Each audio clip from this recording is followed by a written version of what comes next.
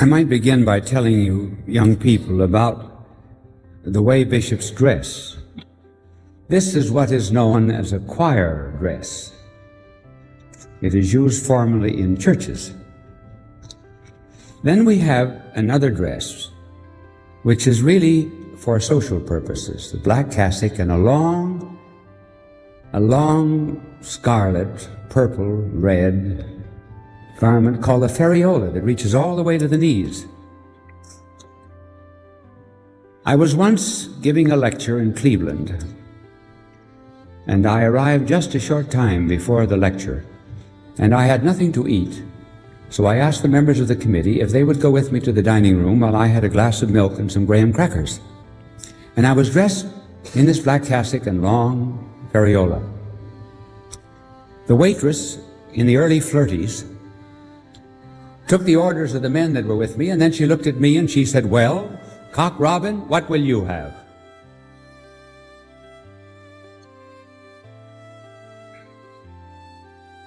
Now, this is not the Cock Robin dress, but let me tell you about this.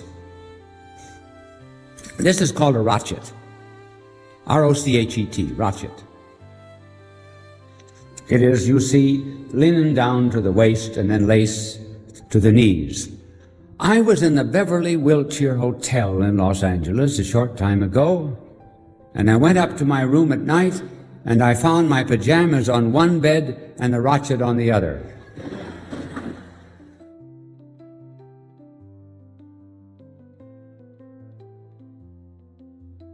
I know it takes a little time to get that, but you do.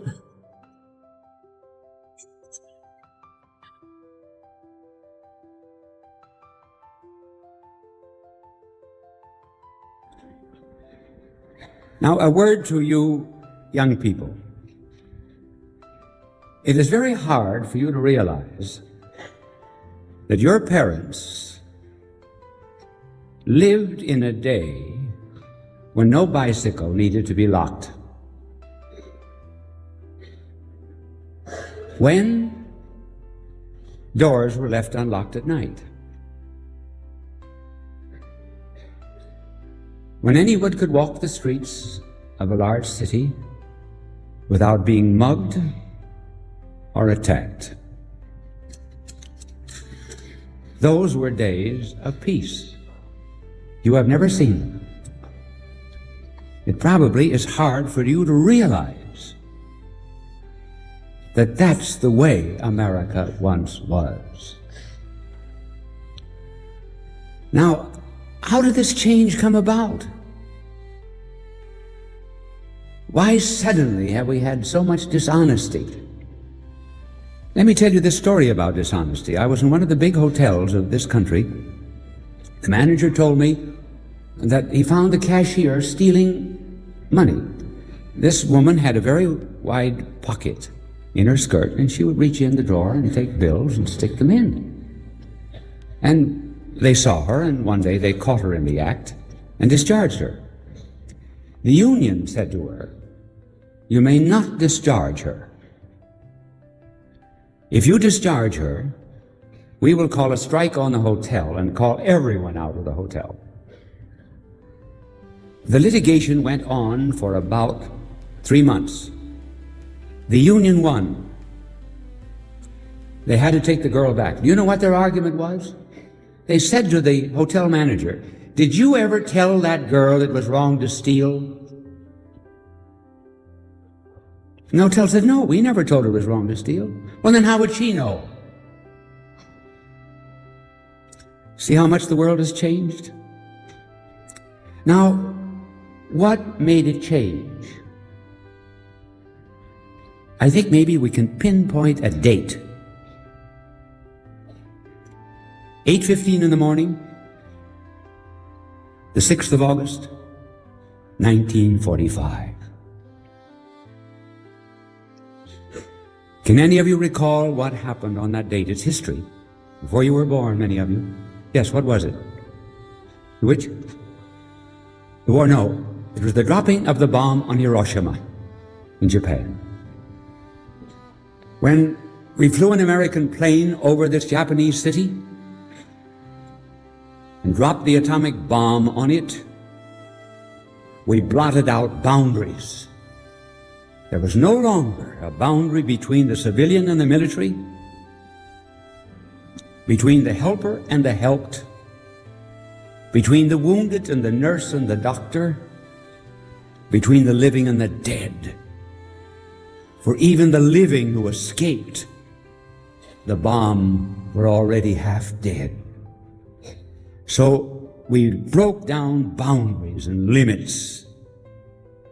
And from that time on, the world has said, we want no one limiting me. So that you people heard the song, you've sung it yourselves, I gotta be me, I gotta be free. You want no restraint, no boundaries, no limits. I have to do what I want to do. Now let's analyze that for a moment. Is that happiness? I gotta be me? I've got to have my own identity? Are any of you on a basketball or football team? You can't be yourself, you've got to live for a team. The coach of the Oakland Raiders, Coach Madden, told me, he said, what's happening to our Catholic schools? He said, I have boys from Catholic colleges coming to my football team, and they say, I got to do my thing. How am I ever going to have a football team? Everybody has to do his thing. A team means doing the other person's thing. But we want no limits, no boundaries. There was a French play that was written, well, in your lifetime, by Sartre, in which there are three men in hell. And each of them talks about his pains, his aches, his protests, his worries, his ego, his identity. And the others are not listening. When the curtain goes down, the last line of the play is, my neighbor is hell. Why is the neighbor hell? Because he stands in my way. I can't do what I want to do. God is hell. Parents are hell. Church is hell. Why? Because they limit me. So now we're living in a world of just doing your thing without regard for law. Just suppose now, to get very practical, just suppose your parents never gave you pot training.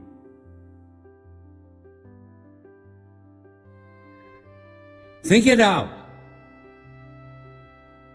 You gotta do your thing.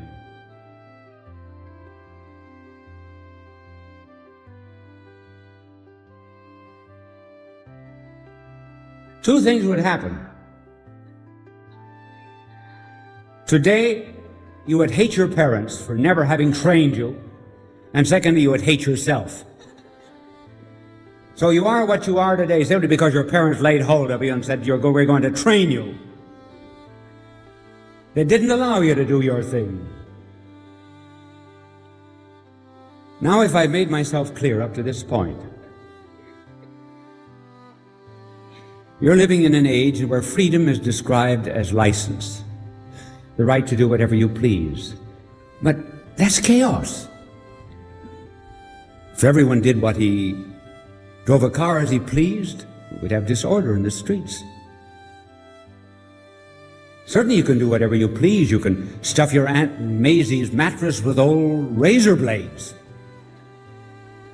You can turn a machine gun on your neighbor's chickens. Then freedom becomes just a physical power. And the one who was most free is the one who was most strong. So the world has changed. We used to have laws. We had obedience. We had discipline. Today, no boundaries, no limits. And you're not happy that way. Now, there isn't a boy here, because you are more interested in games than The girls are. But when you play games, and it's true of the girls in a limited way, you have boundaries, you have limits. You've got foul lines on a basketball court. You play baseball, you've got lines running into the outfield. You play football, limits, boundaries. You couldn't have fun if someone, for example, was picked up the football and ran outside of the field. You say, no, you can't do that. We got limits. Well, why don't you respect it in other things? If that's the way you want it in games, why don't you want it that way in life? Then we're happy.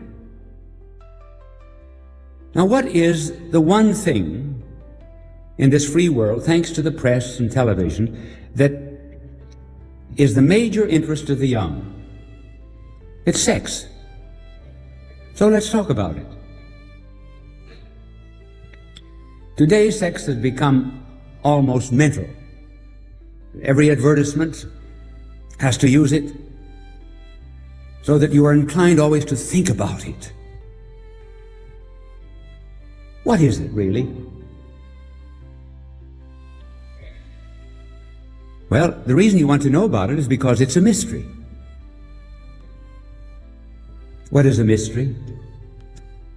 Well, a mystery is a sacrament.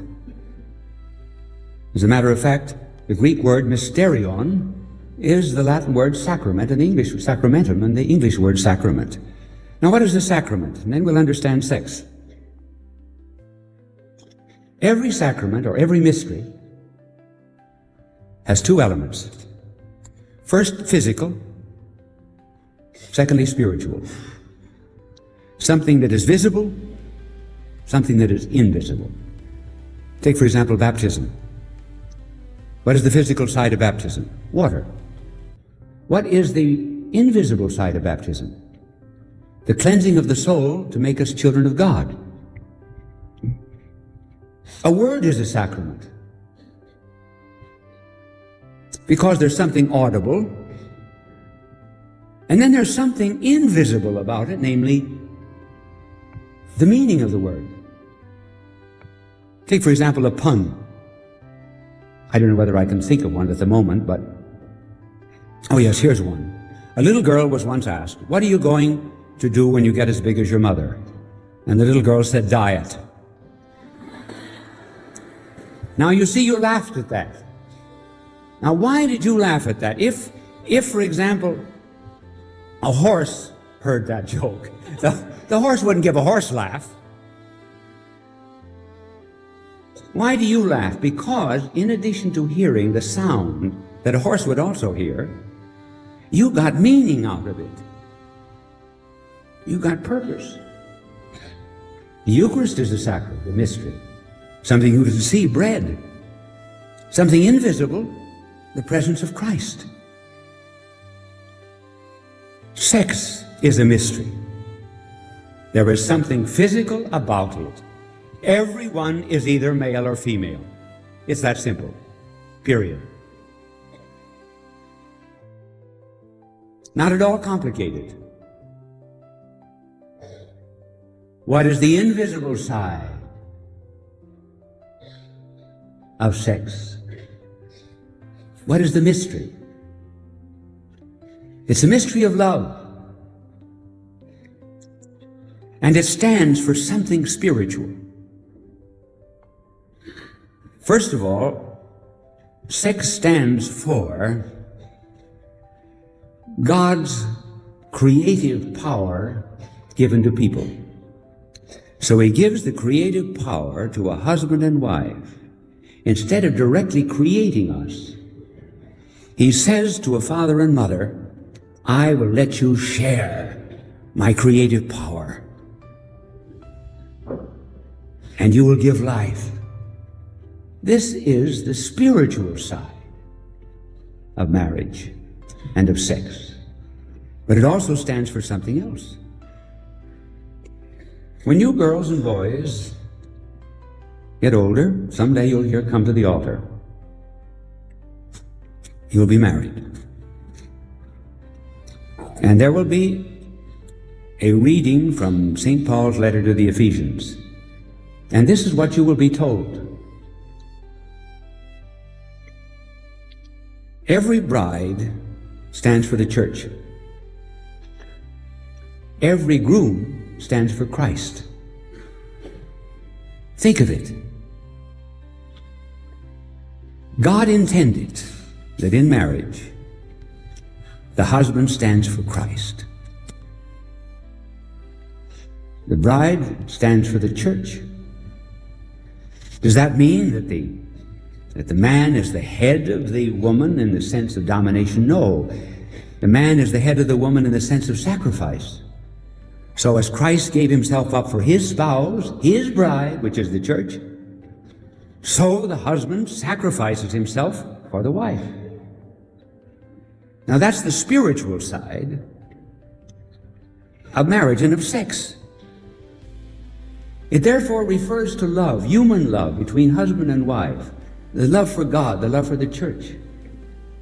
One of the reasons why it is very difficult for parents ever to teach you the complete mystery of sex is this.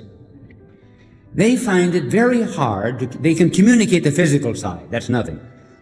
But to communicate to you the mystery, the deep, profound love that is involved, that is something that is almost impossible to describe. As the poet said, would that I could utter the thoughts that arise in me when there was love in his heart. And therefore there will always be a difficulty in the way of explaining to you the mystery. Now, this is what it is. It's God's gift, his creative power, and it's not to be used until God gives the power. Now, for example, where's my Lieutenant Fitzgerald? He's around here someplace. Well, now, Lieutenant Fitzgerald has been with me every day since I've been here. Suppose I took his uniform and put it on. Well, first of all, it wouldn't fit me. But suppose it fitted me. Well, I would then go out on the street in his uniform and begin directing traffic. I would have no authority to direct traffic, even though I was wearing the uniform. I have to be empowered by civil authority to wear that uniform and direct traffic. And so you have to be empowered to use this mystery. You cannot use it of and by yourself. We're in school, see, that's change of classes. So I'll change my subject now and give you another idea to keep you interested. The new idea to which we pass is the difference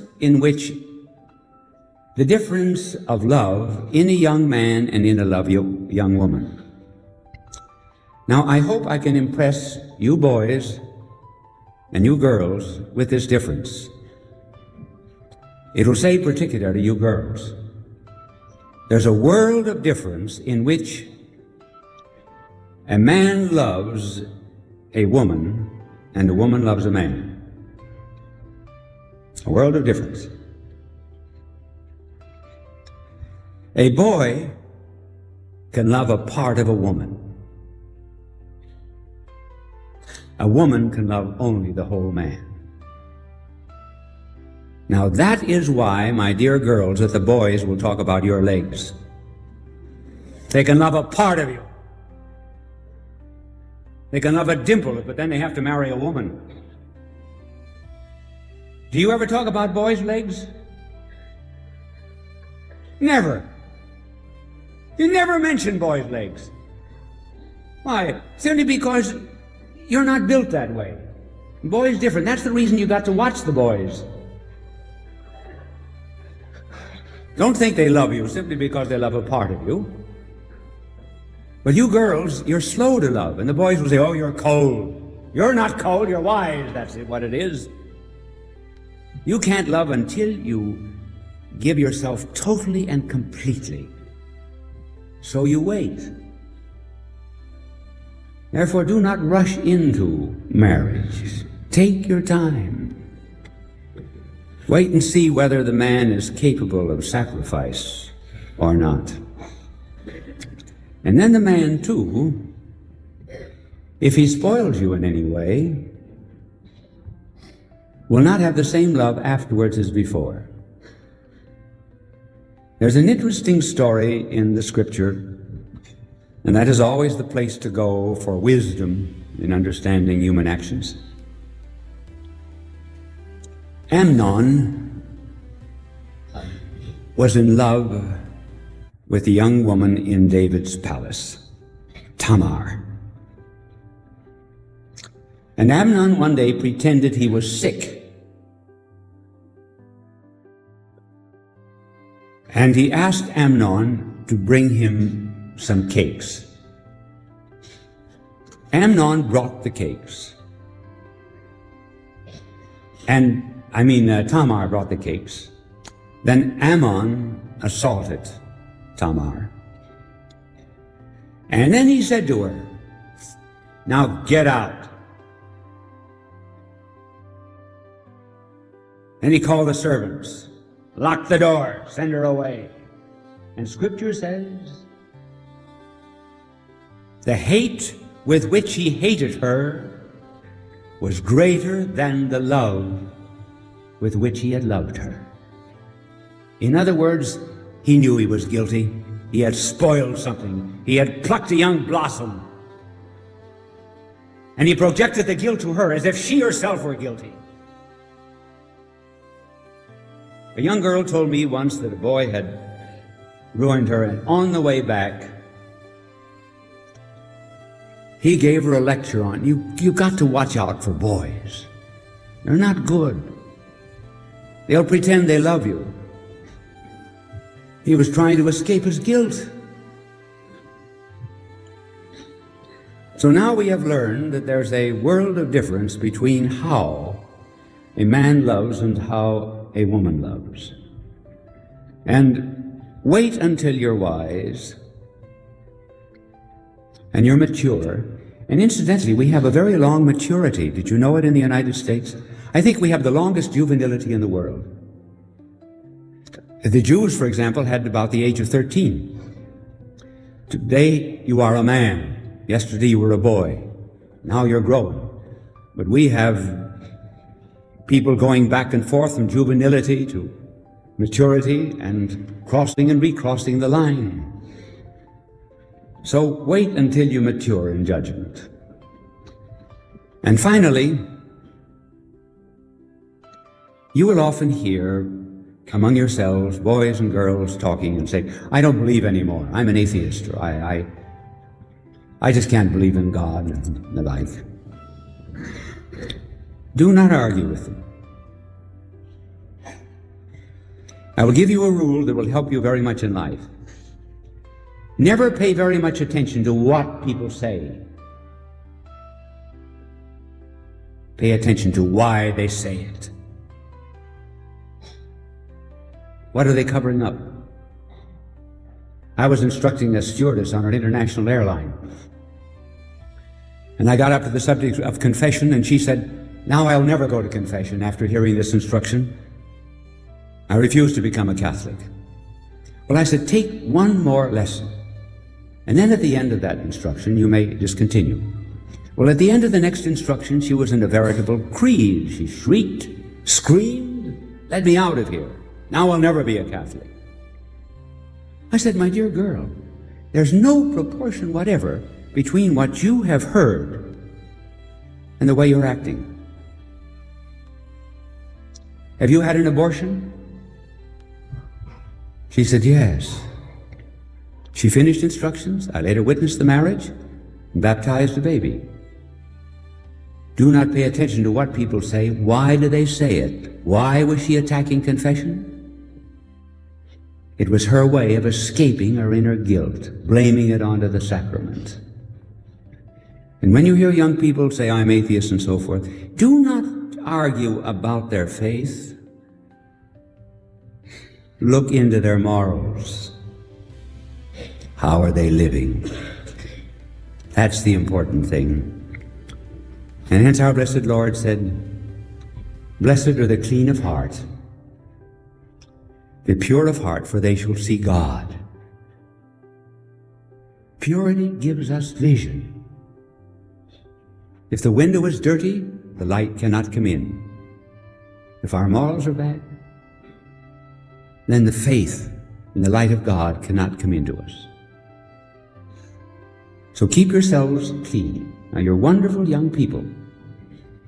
And I trust that the Holy Spirit will inspire you to recall some of the things that I've talked to you about today. I've been very frank. And I assume your goodness, and that you'll always be good. And for you girls, may I say that there is such a thing as the apostolate of beauty. The apostolate of beauty. Do not be ashamed to think of that. You're young, attractive, but the mere fact that you're young, you're vivacious. Do you realize that when beauty is virtuous, it's far more appealing than anything else? You recognize that I have power. The good Lord has given me the power of word, but He's given to you this other power. And it's more powerful, really, because, as a wise old Greek said, everyone loves beauty. So practice the apostolate of beauty. And as for you young men, life is hard. It's a struggle. But the Lord will not be failing in His goodness to you. And now with that, I conclude, because I don't want to keep you any longer. And I will finish with a story about a priest who was talking on the 12 minor prophets. There are 12 minor prophets in the Old Testament. And he had talked for an hour and 45 minutes and had finished only 3. He saw the audience was getting a bit tired. And so he introduced the next one with some degree of histrionics. And he said, and now, where shall I place Habakkuk? Someone got up in the back of the hall and said, you can take my seat.